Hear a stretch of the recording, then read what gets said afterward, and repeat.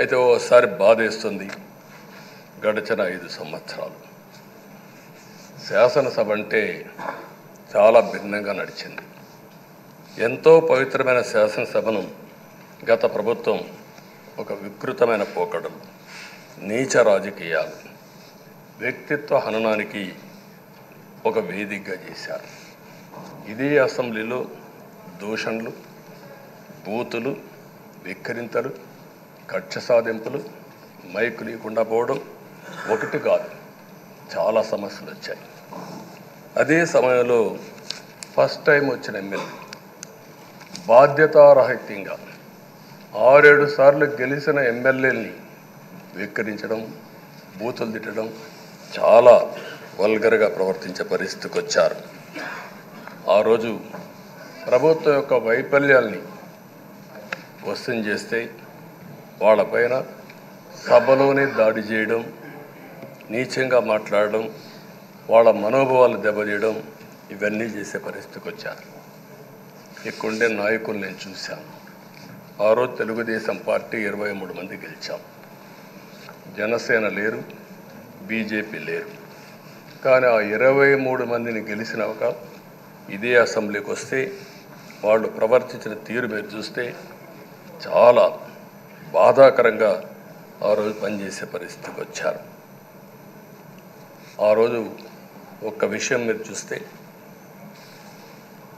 నేను కూడా ఇదే హౌస్లో చాలా బాధపడిన సందర్భం రోజు ఉంది. మెంబర్స్ అందరం ఉన్నాం. నన్ను గురించి, నా కుటుంబాన్ని గురించి ఇష్టానుసారంగా మాట్లాడితే కనీసం యాక్షన్ తీసుకోవడానికి నాకు మైక్ ఇవ్వమని అడిగాను. మేము నిరసన తెలియజేసి వెళతామని మైక్ అడిగితే మైక్ ఇవ్వలేదు.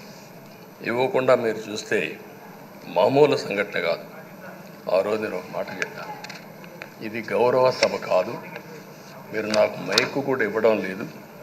మైక్ ఇవ్వకపోయినా నేను స్టేట్మెంట్ ఇవ్వాలి కాబట్టి ఇచ్చేడతాను రికార్డు కోసం అని చెప్పి గట్టిగా లేచి ఇదే సీట్లో కూర్చొని ఆ రోజు నేను చెప్పింది అదే వర్డ్స్ మీకు రిపీట్ చేస్తున్నాను. నేను స్టేట్మెంట్ ఇవ్వాలనుకున్నాను, మీరు మైక్ ఇవ్వకుండా చేశారు. అయినా నాకు బాధ లేదు. మళ్ళీ చెప్తున్నా, ముఖ్యమంత్రిగానే ఈ హౌస్కు వస్తాను తప్ప అదర్వైజ్ నాకు ఈ రాజకీయాలు అవసరం లేదు. ఇది ఒక గౌరవ సభ కాదు. ఇలాంటి గౌరవ సభలో నేనుండనని మరొక్కసారి చెప్తూ మీకు నమస్కారం.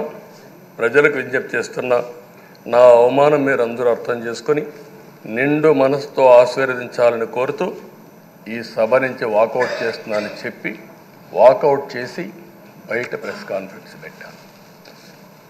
ఎందుకు ఈ విషయం చెప్తున్నానంటే, నా జీవితంలో ఇది 9వసారి నేను ఎమ్మెల్యే.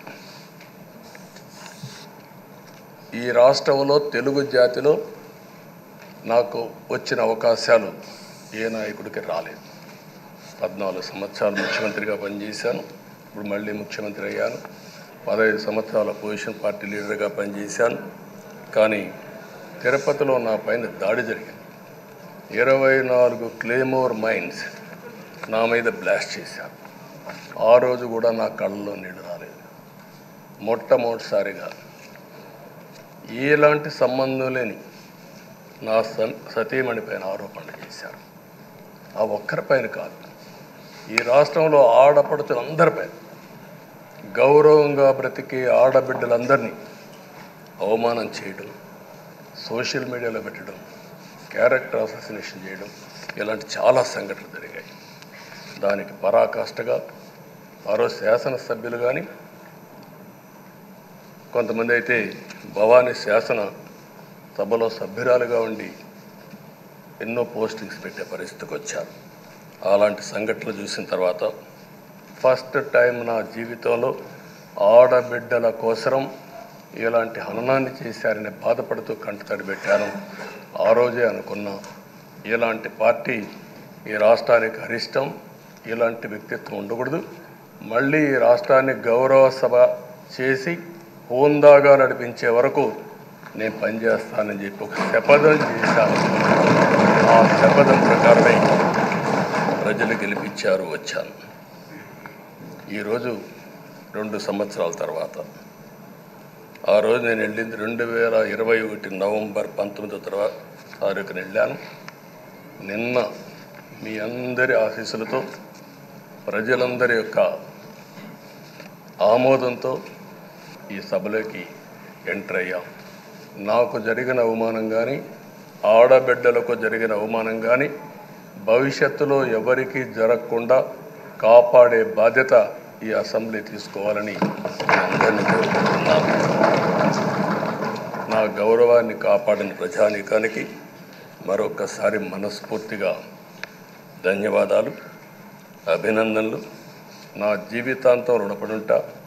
మళ్ళీ నాకు జన్మనంటే తెలుగువాడుగా పుట్టాలని, తెలుగు గడ్డ రుణం తీర్చుకోవాలని నా ఆకాంక్ష. తప్పకుండా ఇచ్చేస్తాను. మొన్న మీరు ఒక్కసారి చూస్తే ఎన్నికల్లో ఇక్కడుండే శాసనసభ్యులందరికీ అనుభవం ఉంటుంది. ఎక్కడో అమెరికాలో ఉండే వ్యక్తులు 5 లక్షలు 10 లక్షల రూపాయలు ఖర్చు పెట్టుకుని ఓటొచ్చి ఓటేయడం, నెల 2 నెలలు పనిచేసే పరిస్థితికి వచ్చారు. వేరే రాష్ట్రాల్లో ఉండే ప్రతి ఒక్కరూ ఇది నా బాధ్యత అనే ఉద్దేశంతో అందరూ వచ్చి ఓట్లేసే పరిస్థితికి వచ్చారు. కొన్ని సంఘటనలు చూస్తే ఆశ్చర్యం వేస్తుంది. హైదరాబాద్ నుంచి ఎన్నికల ముందు రోజున 55 ట్రైన్లు వేశారు. 55 ట్రైన్లో ఫుట్పాత్ల పైన నిలబడుకొని వచ్చారు. ఏసీలో ఫుల్గా, మామూలుగా ఏసీ అంటే ఒక ప్రెషర్ ఉంటుంది, ఎక్కువ మంది ఉంటే గాలి ఆడదు. అయినా కూడా లెక్క పెట్టుకోకుండా వచ్చారు. వీళ్ళందరినీ మనం పిలిస్తే రాలా, మనం ఆర్గనైజ్ చేస్తే రాలా. కానీ ప్రజలు గెలవాలి, ఈ రాష్ట్రాన్ని కాపాడుకోవాలని పిలిపించాం. ఎన్డీఏ, పవన్ కళ్యాణ్ గారు, బీజేపీ, తెలుగుదేశం ముగ్గురం కలిసి దాంతో స్పందించి పెద్ద ఎత్తున ప్రతి ఒక్కరూ మా బాధ్యతను వచ్చారు. అదే మాదిరిగా పేదవాడు భోజనం తెచ్చుకొని బస్సుల్లో వచ్చి ఓటేసి మళ్ళీ వెళ్ళారు. అంటే అంత అభిమానం చూపించారు.